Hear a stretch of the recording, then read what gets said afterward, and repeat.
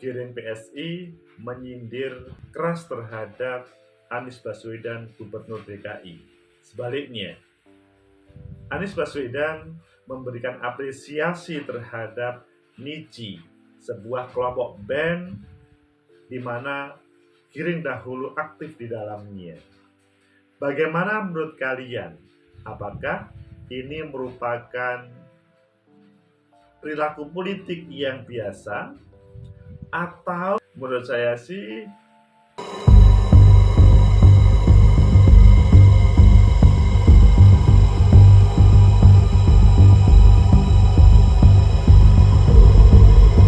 Assalamualaikum warahmatullahi wabarakatuh. Salam sejahtera untuk kita semuanya, pecinta masa depan negeri. Hari-hari ini kita mendapatkan berbagai berita di berbagai media tentang apresiasi Anies Baswedan terhadap kelompok band Niji. Ayo kita baca di beberapa media. Selanjutnya nanti kita kupas salah satunya sesudah kita baca. Misalkan pertama, di Republika, band Niji tampil di JIS. Cara Anies balas sindiran Giring Ganesa, ini sebuah pertanyaan. Jadi, apakah tampilnya Niji di JIS itu merupakan balasan Anies terhadap Giring? Wah, seperti perang ya. Kalau di Republika lainnya juga, Giring kritik sirkuit, Anies puji Niji, spektakuler, musik menggelegar, suara merdu. Ini sebuah judul yang kontras ya, satunya memberikan kritik, satunya memberikan pujian. Selanjutnya di Detik News, Anies nonton Niji tanpa suara sumbang, PSI akan kirim tanda tangan founder. Dan di CNN Indonesia, Niji cek sound di JIS, PDIP sebut cara Anies sindir Giring. Menarik semuanya kan, tetapi relatif sama substansinya. Mana yang kalian pilih? Oke, kita pilih salah satu, yaitu Giring kritik sirkuit, Anies puji Niji. Spektakuler, musik menggelegar, suara merdu. Pecinta masa depan negeri, ayo kita lanjutkan. Republika.co.id Jakarta, grup musik Niji menjajal suara atau check sound system di Jakarta International Stadium JIS pada Ahad 16 Januari 2022. Gubernur DKI Jakarta Anies Baswedan pun memuji penampilan Niji yang spektakuler. Jadi memberikan pujian Pak Gubernur. Menurut Anies, alunan musiknya menggelegar, suaranya merdu dan tidak sumbang. Spektakuler melihat penampilan band Niji saat uji coba sound system di JIS semalam. Sambil inspeksi ke 93%, ketuntasan pembangunan stadion musiknya menggelegar. Suaranya merdu, tidak ada sumbang-sumbangnya, kata Anies. Jadi proses pembangunan gedung belum total, masih 93%, tetapi perlu ada cek sound. Anies tampak menyaksikan band yang sempat diawaki oleh penyanyi Giring Ganesa itu dari lapangan hijau. Dia terlihat antusias dan memberikan tepuk tangan saat band itu tampil.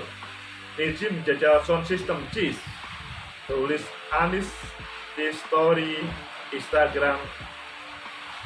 Adapun Niji dengan semangat memainkan musik di salah satu sisi tribun. Salah satu lagu yang dibawakan oleh Niji adalah Yakinlah Aku Tuhan, Dia bukan milikku. Wah, sumbang suaranya. Niji yang kita kini gawangi Yusuf Ubay sebagai vokalis menggantikan Giring yang menyanyikan lagu Laskar Pelangi, juga menyanyikan lagu Laskar Pelangi.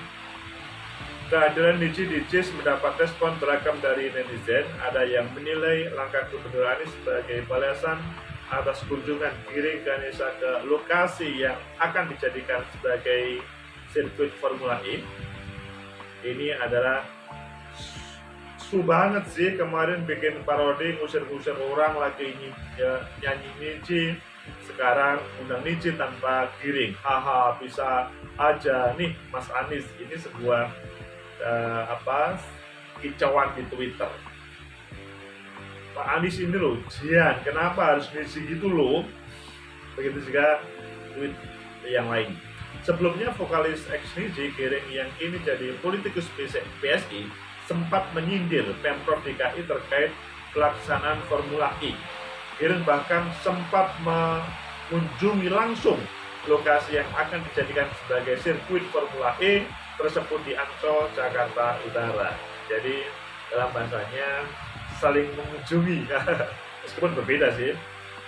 Gue nggak habis pikir uang rakyat Jakarta dihambur-hamburkan seperti ini, terus proyek ambisius buat nyapres. Ya Allah, kata dia yang sempat terperosok lumpur. Giring mengunggah kunjungannya. Wah, pada waktu itu Giring terperosok lumpur. Wah, bahaya ini. Giring Ganesa keluar dari Niji pada 2017 lalu. Ia memilih jalur politik bersama PSI. Pada November 2021, ia resmi menjabat sebagai Ketua Umum PSI Definitif. Pecinta masa depan negeri, itulah sebuah berita yang kalian pasti mengetahui. Giring kritik sirkuit Anies puji Niji, spektakuler meski musik menggelegar suara merdu. Jadi ceritanya sih memang Jakarta mempunyai magnet untuk menjadi perbincangan politik menuju 2024 atau dalam kehidupan yang lainnya. Pecinta masa depan negeri saling menyindir dalam dunia politik, saling parodi dalam dunia politik, itu sebetulnya sudah terjadi jauh sebelumnya. Intinya bahwa keberadaan partai politik salah satunya adalah menghadirkan calon pemimpin, bagaimana menawarkan pemimpin dari kadernya, sumber daya manusia dari partai politiknya itu kepada rakyat. Salah satu untuk bisa meyakinkan kepada rakyat adalah meyakinkan bahwa kader partainya itu adalah bagus dan kader partai politik yang lainnya tidak bagus. Maka saling sindir antara partai politik atau antara aktivis partai politik atau antara pemimpin meskipun dia bukan anggota partai politik tetapi aktif di dunia politik itu terjadi. Jadi yang paling utama karena menghadirkan sumber daya manusia terbaik, mana yang terbaik, mana yang menurut rakyat akan dipilih.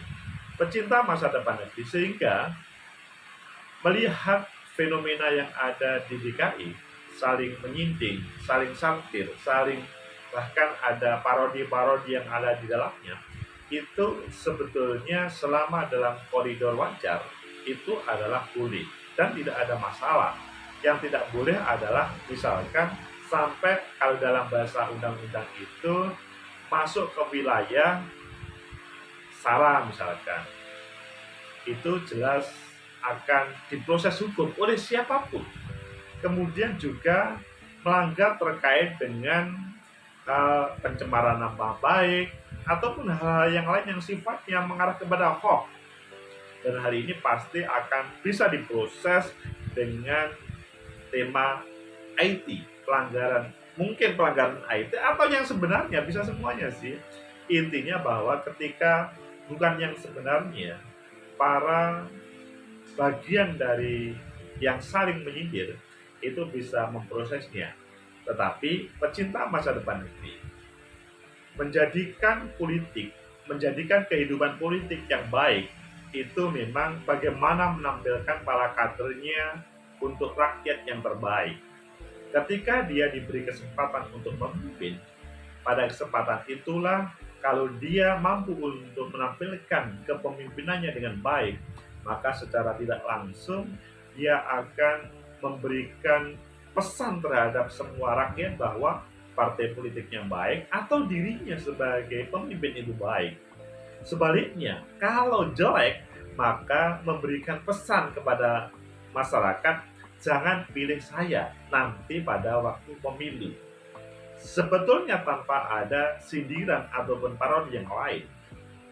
Modal proses kepemimpinan itu akan diuji oleh masyarakat. Sebaliknya, kepada masyarakat yang belum pernah diberi kesempatan untuk tampil menjadi pemimpin, maka dia yang pertama dilakukan adalah memberikan koreksi terhadap pemimpin tersebut.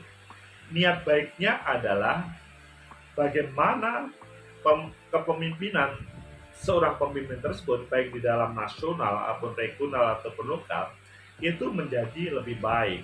Memang yang lebih tepat dalam proses kritik, evaluasi itu berdasarkan pada bagaimana visi, misi sang pemimpin tersebut. Bukan berdasarkan pada yang lain. Karena harus diakui bahwa pada pemilu terakhir ketika yang bersangkutan dipilih, itu dia menghadirkan visi misi yang bagaimana membangun sebuah negara, sebuah daerah sesuai dengan perspektifnya. Karena kalian paham semua kan bahwa para calon pemimpin di semua level, salah satunya adalah DKI Jakarta, itu setiap pasangan calon pemimpin menghadirkan visi misi yang sedikit banyak berpengaruh terhadap pemilih. Misalkan si A menginginkan pemerintahan ke kanan, si B menginginkan ke kiri, atau si C lurus atau lain sebagainya. Ketika ada seseorang terpilih, maka ya sebaiknya visi misi yang diemban adalah visi misi sang pemimpin terpilih. Adapun yang tidak terpilih, coba nanti ditawarkan lagi pada proses selanjutnya.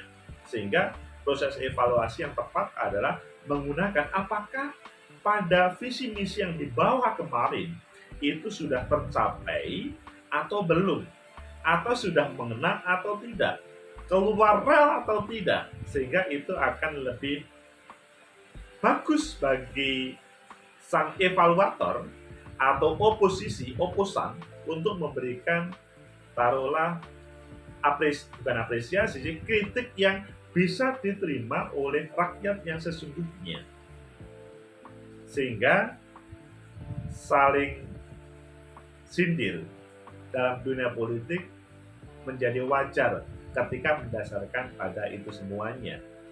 Apakah tidak boleh misalkan oposisi memberikan kritik evaluasi dengan pola visi misi yang berbeda? Ya boleh-boleh saja, tetapi kan menjadi tidak fair karena seharusnya 5 tahun dalam kepemimpinan itu ya sesuai dengan visi yang terpilih itu, karena berdasarkan pada rakyat, daripada nanti rakyat memberikan apresiasi yang negatif.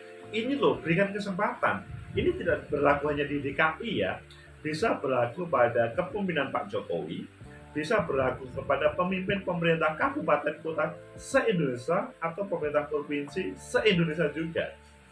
Sehingga berdasarkan pada yang terjadi di DKI, saling menyindir, saling memberikan apresiasi, saling memberikan maksudnya kata kasar untuk dia taruhlah misalkan menjatuhkan seseorang, itu selanjutnya bisa diterima atau tidak bisa diterima oleh rakyat pecinta masa depan negeri. Sehingga ketika ada giring kritik sirkuit Anies Puji Ninji, mungkin kalian tadi sangat memahami apa yang disampaikan misalkan Detik News, dan kalau di CNN tadi PDIP sebut cara Anies sindir giring. Ini adalah saling sindir, saling memberikan evaluasi terhadap apa yang dijalankan, sehingga tidak hanya pemimpin saja, calon pemimpin atau partai politik yang sekarang belum mendapat amanah pun juga bisa diberikan sindiran ataupun evaluasi oleh siapapun, tidak cukup pemimpin yang terpilih. Pecinta masa depan negeri, sehingga kembali kepada sumber daya manusia terhadap kepemimpinan menjadi perhatian bagi kita bersama untuk kita siapkan. Meskipun Pak Jokowi perlu diberikan kesempatan sampai 2024, Pak Anies sampai akhir ini diberikan kesempatan untuk menyelesaikan. Begitu juga gubernur, wali kota, bupati, berikan kesempatan sampai mereka menyelesaikan. Kalau misalkan ada yang keluar, harus diingatkan dengan berbagai cara kalian semuanya bahwa rakyat adalah pemilih sah negeri ini. Sehingga kalau misalkan kurang beres dalam sebuah kepemimpinan atau dia memimpin partai politik meskipun belum diberi amanah, maka dalam pemilu selanjutnya dia tidak akan mendapat amanah dari rakyat. Semoga bermanfaat. Like, subscribe, comment, and share. Sampai jumpa.